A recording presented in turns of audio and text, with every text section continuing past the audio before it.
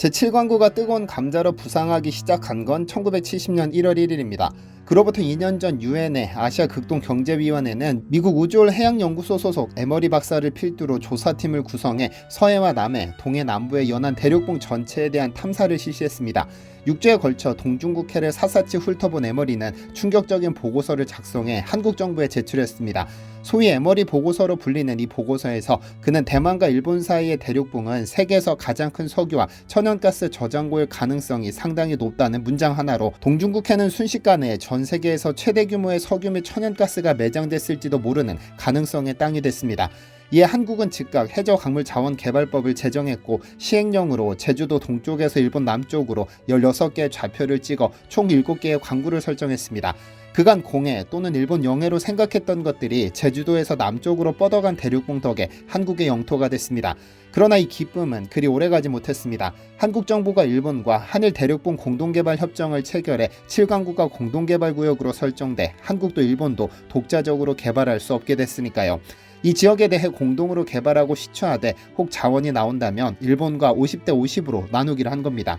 그러나 공동개발을 약속했던 일본은 돌연 7광구에 석유가 없다며 공동개발을 중단했습니다. 물론 속내는 따로 있었습니다. 그간 한국에 유리했던 국제해양법이 1982년부로 새로운 해양법이 채택되면서 일본에 유리해졌기 때문인데요. 2028년까지 50년간 유효한 이 조약은 종료 3년 전, 그러니까 내년 2025년까지 조약의 연장 여부를 결정해야 합니다. 물론 가능성에 불과하지만 일본은 분명 이를 혼자 독식할 계획을 세웠습니다. 이에 몇몇 한국인들은 한국 정부의 요청에도 민기적하며 꿀먹은 벙어리처럼 꿈쩍도 하지 않는 일본을 두고 전쟁을 해서라도 반드시 찾아와야 한다며 분노를 표했는데요. 그러던 작년 6월 13일 MBC PD수첩은 제7광구 신화와 진실이라는 방송을 내보냈습니다. 7광구는 신화였다며 정치적인 목적으로 매장량이 부풀려져 거짓 선동에 이용되고 있다고 고발했죠. 7광구에 석유가 없다는 근거로 내세운 것은 일본 측 탐사 자료였는데 이는 일본 정부의 논리와 다르지 않습니다. 이 시사 프로그램 덕분에 많은 시청자들이 그동안 속았다며 울분을 표출했지만 7광구는 정말로 신화에 불과했을까요? 그건 PD수첩도 저도 한국 정부도 일본 정부도 모르는 일입니다. 1986년 이후로 제대로 된 탐사를 해본 적이 없으니까요. 어쨌든 시추 기술이 발달한 현재의 기술로 탐사한다면 1969년 예상치보다 더 많을 수도 어쩌면 아예 없을지도 모르지만 일본은 우선 협정을 종료시키고 독자적으로 탐사를 시작할 겁니다. 제대로 된 탐사도 진행하지 않고 일본 측 자료만으로 경제성이 없는 신화라 평가절하 하는 것이 과연 맞는 일인지는 모르겠습니다만 한국이 최후의 수단을 검토하기로 했습니다.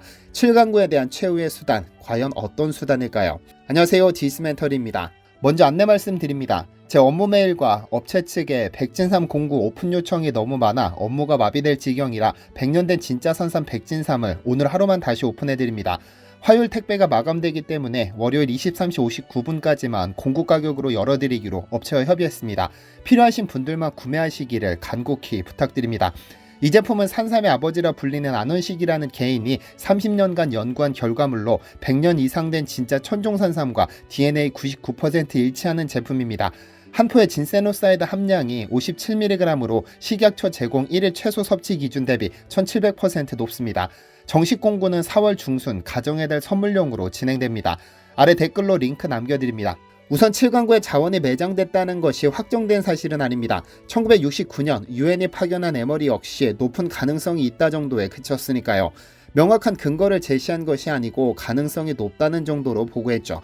제7광구의 천연가스 매장 여부와 관련해 가장 많이 인용되는 것은 2005년 미국 우드로 윌슨 국제센터가 발표한 동북아의 해저석유라는 보고서입니다. 하지만 이 역시 확실한 근거는 제시하지 못했죠. 다만 중국의 석유 관리들은 지질학적 사실에 기초해 동중국해의 잠재적인 천연가스 매장량은 최소 175조에서 210조 세제곱피트로 추정하고 있다. 사우디아라비아는 21조 8천억 세제곱피트, 미국은 117조 4천억 세제곱피트라고 썼지만 이 또한 추정에 불과합니다. 바다의 시추공 하나를 뚫으려면 약 500억 원이 소요된다고 합니다. 하지만 몇 번이나 가능성이 제기됐다면 한국은 돈 아깝다 생각지 말고 무리해서라도 시추공을 꽂는 시도를 해야 합니다. 다만 아쉽게도 한국은 최근 10년간 2014년, 2015년, 2021년까지 단 3회의 시추만 실시했습니다. 2021년 5월에 동해 방어구조에서 이뤄진 마지막 시추는 이상고압대 발견으로 무기한 중단된 상황이니 한국의 마지막 시추는 8년 전인 겁니다. 그런데 지금 한국 정부가 협정이 종료되기 전 최후의 수단을 검토 중인 것으로 알려졌습니다. 약 2달 전 한국석유공사는 22년 만에 JDG에서 해저 유전 개발을 위한 물리 탐사를 재추진하기로 결정했습니다. 올해 JDG에서 해저 1,500제곱킬로미터 규모의 3차원 물리 탐사를 공동 추진하고 협정이 사실상 종료되는 내년에는 탐사를 통해 확보한 자료를 분석해 실제 석유 매장 가능성이 있는 곳에 대한 시추 작업에 나설 계획을 밝혔는데요. 이런 계획을 바탕으로 연도별 JDG 공동 탐사 추진 일정을 기재부 등에 제출했습니다. 물론 일본 측 조강권자와 함께 탐사해야 하는 것이기 때문에 아직까지 조강권자가 확정되었거나 양국 간 합의가 된 사항도 아닙니다. 아직까지는 한국의 일방적인 바람입니다. 여기서 물리탐사란 해상탐사선이 탄성파를 발사해 지하 지층의 경계면에서 되돌아오는 반사파를 기록해 석유 부존 여부를 확인하는 작업으로, 만약 우리 계획대로 물리탐사가 올 2023년 이뤄진다면 1978년 협정 발효 이후 실시된 2002년 양국 공동탐사에 이은 두 번째 탐사가 됩니다. 사실 이 문제는 워낙에 예민한 사항이라 쉽게 추진하거나 계획도 밝히지 못했었습니다. 하지만 이번 정부 들어 일본과의 관계가 급속도로 밀착하면서 작년에만 무려 7번이나 두 정상이 만났죠. 이에 한일 정상회담을 통해 이 문제가 주요 의제로 다뤄질 것이라는 기대가 높은 것도 사실입니다. 이번 정부 임기 내에 협정이 종료될 것인지 연장될 것인지가 결정되니까요. 협정에 따르면 양국 중 일방 당사자가 협정을 종료하기를 원한다면 종료 3년 전, 그러니까 2025년 이내에 서면으로 통보해 종료시킬 수 있습니다. 몇몇 한국인들은 만약 일본이 내년에 협정을 종료하겠다고 통보한다면 전쟁을 일으켜서라도 반드시 칠광구를 찾아와야 한다는 강경한 반응을 보이고 있고, 혹 전쟁이 나더라도 한국의 군사력이라면 어렵기는 하겠지만 일본을 침몰시키는 것도 불가능한 일은 아니라는 입장입니다. 일본의 이성적인 판단에 기대자는 반응도 있습니다. 즉, 이번 정부 들어 일본에게 후쿠시마 오염수 방류를 허용한다든지 일본 측에 유리한 스탠스를 취했으니 반대급부로 일본도 7광구 협정을 연장하거나 공동개발 추진 의향을 밝히면 흔쾌히 응할 것이라는 기대감인데요. 물론 기대하기 어려운 부분이기는 하지만 그만큼 7광구에 대한 희망이 있어 어떻게 해서든 해결하고 싶은 희망의 발로일 겁니다.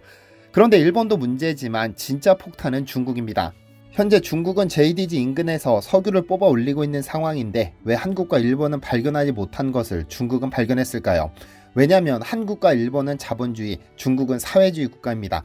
즉, 자본주의 국가는 2, 3년 탐사했는데 경제성 있는 석유가 발견되지 않으면 탐사를 포기하는 것이 맞지만, 중국은 사회주의 국가이기 때문에 공산당이 멈추지 않으면 얼마든지 시간과 비용에 구애받지 않고 꾸준히 탐사할 수 있습니다. 그래서 중국은 한국과 일본이 협정을 체결한 1974년부터 상하이 해양지질조사국을 시켜 7광구 동쪽 제주분지에 대한 탐사를 시작했죠. 사실 제주분지는 거대한 퇴적지역으로 이곳에는 석유가 매장된 저류층이 존재할 가능성이 높습니다. 보통 우리는 땅속에 거대하고 큰 동굴과 같은 공간에 석유가 담겨 있다고 생각하지만 석유는 지층을 구성하는 입자와 입자 사이의 빈 공간에 존재합니다. 가령 모래가 가득 찬 컵에는 모래를 넣을 수 없지만 물을 넣을 수 있고, 물은 모래 사이사이의 빈 공간인 공극을 채울 수 있습니다. 어쨌든 중국 공산당의 지원을 받은 상하이 해양지질조사국은 7광구 동쪽 제주분지 저류층에 대한 탐사를 시작했는데 9년 뒤 1983년 평오라 명명한 해저 유전에서 경제성 있는 원유와 가스정을 찾아냈습니다. 이후 탐사 지역을 확대해 보운정, 춘효, 소흥 유전을 찾아냈는데 중국은 그 양에 대해 철저히 함구했지만 그 양이 대단한 것으로 보입니다. 원래 해저 유전에서 뽑아 올리는 원유가 그저 그런 수준이라면 대개 유조선을 이용해 육지로 수송하기 마련이지만 중국은 여기에서 뽑아 올린 석유와 천연가스 운송을 위해 상하이까지 해저 파이프라인을 건설했습니다. 이때 중국과 대만 사이가 워낙 위기감이 높아 중국이 동해 함대 함정들을 이 부근에 대규모로 배치했는데 나중에 알고 보니 대만을 견제하기 위해 동해함정을 동원한 것이 아니라 해저 파이프라인을 건설했던 겁니다. 그런데 중국은 여기서 만족하지 않고 무리수를 두게 됩니다. 2005년부터 7광구에서 10km 떨어진 지점에 롱징 유전을 개발하겠다며 시추에 나섰는데 이게 일본과 분쟁의 씨앗이 됩니다. 센카쿠 열도 분쟁이 시작된 겁니다. 원래 센카쿠 열도는 대만 앞에 위치한 무인도와 암초인데 아무런 쓸모도 없는 이 열도를 두고 일본과 중국이 다투는 것은 7광구 인근 자원 때문입니다.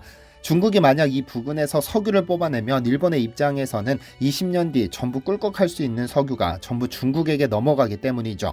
잠시 말씀드렸듯 저류층의 석유는 서로 연결되어 있기 때문에 롱징에서 중국이 뽑아내기 시작하면 7강군에 매장됐을지도 모르는 석유의 상당량이 빨대 효과로 같이 빨리 올라갈 수 있습니다.